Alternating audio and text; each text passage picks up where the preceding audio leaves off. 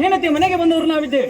ಹೆಂಡತಿಯನ್ನು ಮಾತಾಡಿಸ್ಬೇಕಲ್ಲ ಅಲ್ವಾ? ಮಾತಾಡ್ಸೋಣ. ಮಾತಾಡ್ ಓ ಬಾಮೆ, ಓ ಬಾಮ, ಬಾಮೆ ಬಾಮೆ, ಓ ಬಾಮೆ. ಓ ಬಾಮ, ಯಾರ ಓ ಬಾಮ, ಅವ ನಿನ್ನ ಮಾವನ? ಓ ಬಾಮ, ಎಂತದ್ದು ಬಾಮ ಬಾಮ, ಓ ಬಾಮ, ನಿನ್ ಕರ್ಮ ಅದು. ಓ ಬಾಮೆ, ಓ ಬಾಮೆ. ಮತ್ತೆ ಬೇರೆ ಅಂತ ಇಲ್ಲಲ್ಲ? ಇಲ್ಲ ಇಲ್ಲ ಬಾರಕ್ಕ ಇಲ್ಲ. ಬಾಮೆ ಅಂತ ನನ್ನ ಹೆಂಡತಿಯನ್ನು ಪ್ರೀತಿಯಿಂದ ಕರೆದದ್ದು, ಹಾಗಾಗಿ ಕರೆಯೋದಕ್ಕೆ ಮುಂದಾಗ್ತದೆ. ನೀನೆಂತ ಓ ಬಾಮ ಅಂತ ಹೇಳುದು? ಅದೇ ಓ ಬಾಮ. ಹಾಗಲ್ಲ, ನನ್ನ ಹೆಂಡತಿಯಿಂದ ನಾನು ಕರೆದದ್ದು ಕರಿತೇನೆ. ಓ ಬಾಮೆ, ನಿನ್ನ ಗಂಡ ನಾನು ಬಂದಿದ್ದೇನೆ, ಪ್ರೀತಿಯಿಂದ ನಿನ್ನನ್ನು ನೋಡಬೇಕು ಎನ್ನುವ ಇಲ್ಲಿವರೆಗಾಗಿ ಬಂದಿದ್ದೇನೆ.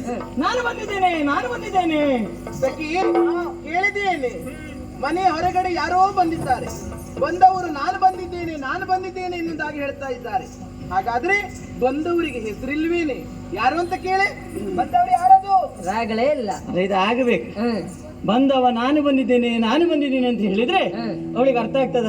ಅಲ್ಲ, ಮನೆ ಬಾಗಿಲಲ್ಲಿ ಯಾರಾದ್ರೂ ಬಂದು ಹೋಗ್ತಾ ಇರ್ತಾರೆ, ಬಾಗಿಲು ಬಡಿದು ನಾ ಬಂದಿದ್ದೆ ಅಂತ ಹೇಳಿದ್ರೆ ಅವ್ರಿಗೆ ಗೊತ್ತಾಗ್ತದ? ನಿನ್ನಂತವ್ರು ಎಷ್ಟೋ ಜನ ಬರ್ತಾರೆ ಭಿಕ್ಷೆ ಬೇಡ್ಕೊಂಡು. ಮತ್ತೆ ಅದನ್ನೇ ಹೇಳ್ಬೇಡವಾ? ಎಂತದ ಭಿಕ್ಷೆ ಬೇಡುವನು ನಾನು? ಅಲ್ಲ, ಸೋಮವಾರ ಅಂತಿಲ್ಲ, ಮಂಗಳವಾರ ಅಂತಿಲ್ಲ, ಭಿಕ್ಷುಕರು ಬರ್ತಾರೆ ಏನೋ ಹಾಗೆ. ಹೌದೌದು. ಅವ್ರು ಬಂದಾಗ ಹೇಗೆ ಬಾಗಿಲು ತೆಗಿಲಿಕ್ಕೆ ಆಗ್ತದ? ನಾನ್ ಬಂದಿದ್ದೆ ಅಂದ್ರೆ ಆಗ್ತದ? ಜಾಗ್ರತೆ ವಹಿಸಬೇಕು ಅಲ್ವಾ? ಹಾಗಂತ ನಾನು ಬಂದಿನಿ ಅಂತ ಹೇಳಬೇಕು ಅಂತ ಆದ್ರೆ ನನ್ನ ಪರಿಚಯ ಹೇಳ್ಬೇಕು. ಹೌದೌದು. ಪರಿಚಯ ಹೇಳಿದಾಗ ಅವಳಿಗೆ ಅರ್ಥ ಆಗ್ತದೆ. ಮಿತ್ರ, ಹೇಳಿಕೊಳ್ಳಿಕ್ಕೆ ನಮಗೇನು ಕಡಿಮೆ ಉಂಟನ? ಅಯ್ಯ, ಬಹಳಷ್ಟು ಇಲ್ವೇನ? ಮತ್ತೆಂತದ್ದು? ಎಲ್ಲ ನಂಗೆ ಗೊತ್ತು ಬಿಟ್ರೆ ಮತ್ತೆ ಯಾರಿಗೆ? ಎಂತದ?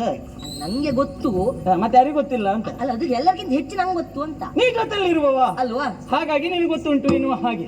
ಈಗ ನನ್ನ ಪರಿಚಯವನ್ನು ನಾನು ಹೇಳಿದೆ ಅಂತ ಆದ್ರೆ ಅವಳು ಮಾತಾಡಿಸಬಹುದಲ್ವಾ? ಅಲ್ವಾ? ಹಾಗಾಗಿ ನನ್ನ ಪರಿಚಯ ಹೇಳ್ತೇನೆ. ಪರಿಚಯ ಹೇಳಿ. ಓ ಮಾಮಿ,